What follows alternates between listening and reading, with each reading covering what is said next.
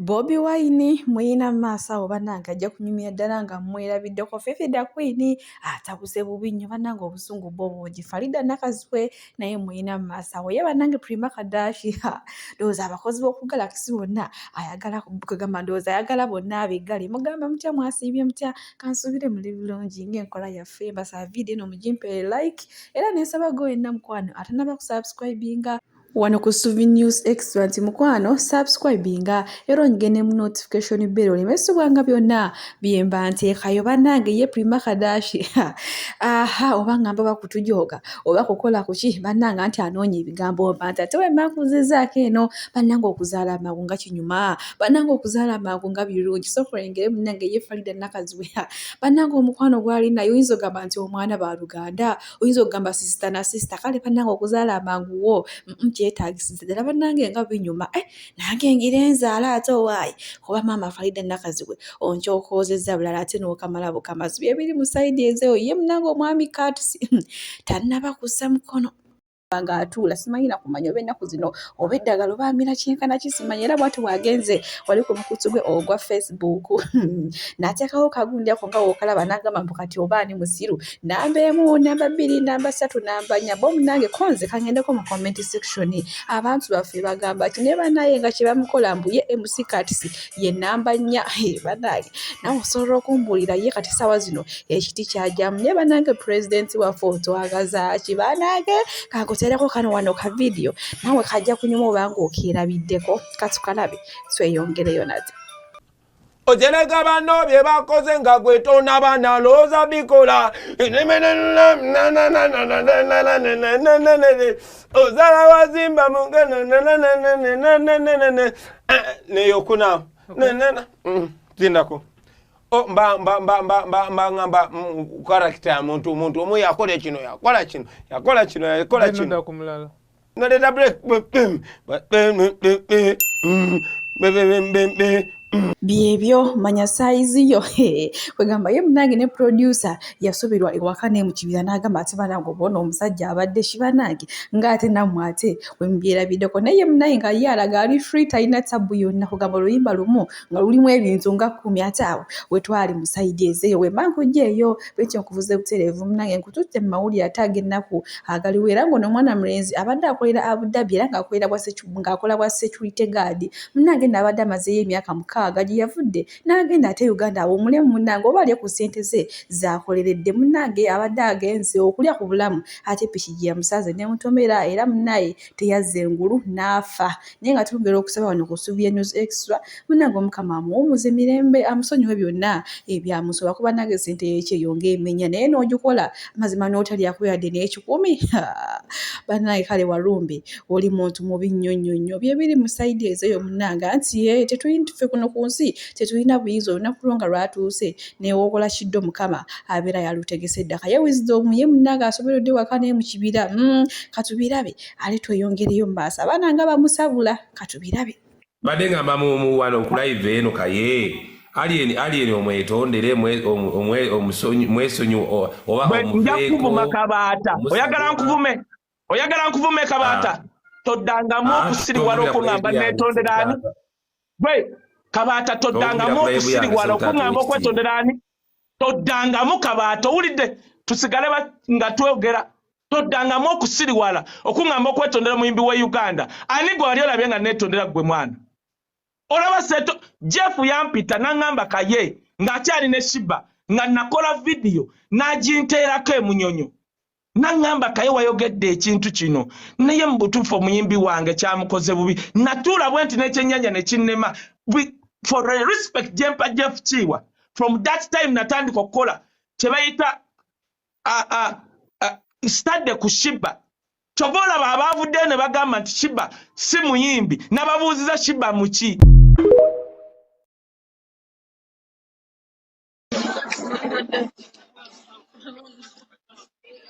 kaye mwatutama basajja mmwe mutulemeddeko kati alien skin yakola ki ze kyekibuuzo ekyanga alien yakola ki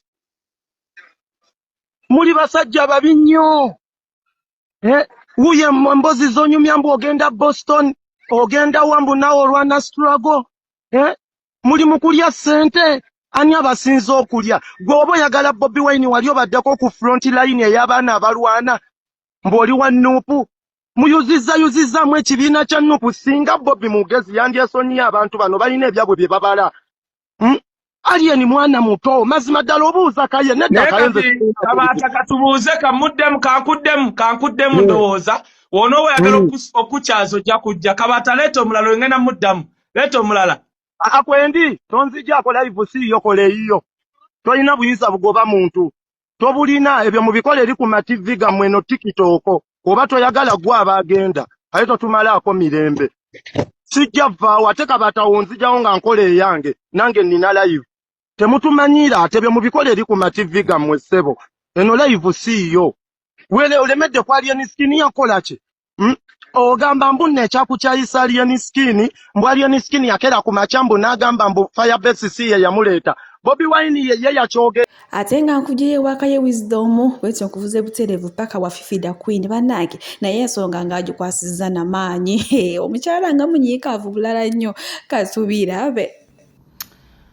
Okay, hi guys. Let me hope muli bulungi. Fifidaqueen challenge buga as usual. Umubwati. Munsi muno twakowa nnyo reality but nze ndi muntu ayogera amazima. Oba ogagala oba togagala I don't care. Sifayo. Oba ogagala oba togagala. So today I want to advise a few people.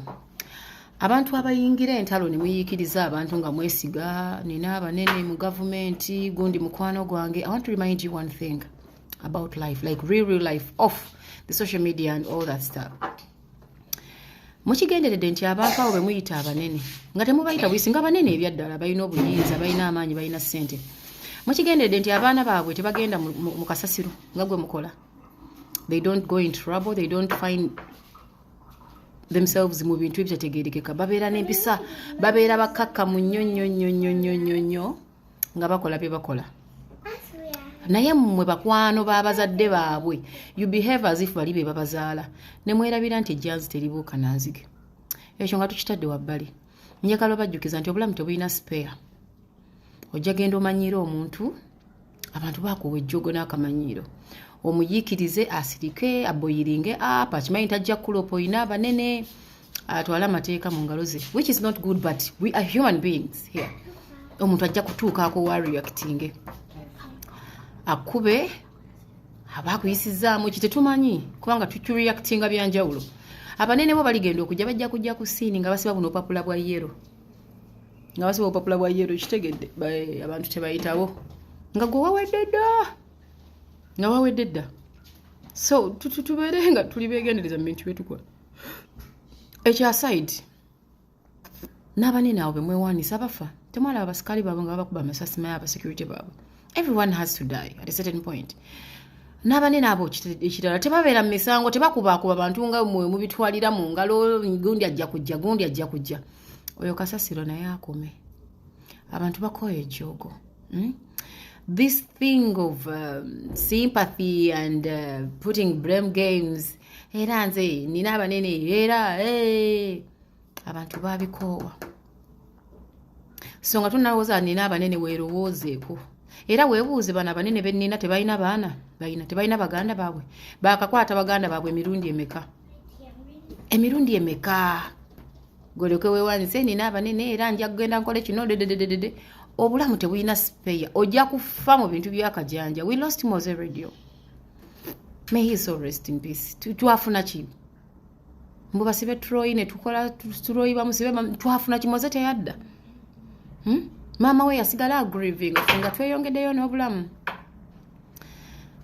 so at the end of the day realities nze nsigala nkugamba bw'ompisaamu eggaali bw'onsanga mu bantu tonneefasa we've all been on TV and done those things nze we nabeera ku TV ng'omuntu wembanga not Kanayokyani because Kanayokyani was a different show nenkwogerako nga newe nkusanga mu bantu sikubuuza sikunyega kuba nkimanyi oba wanyiiga nkimanyi abantu banyiiga so whoever is on TV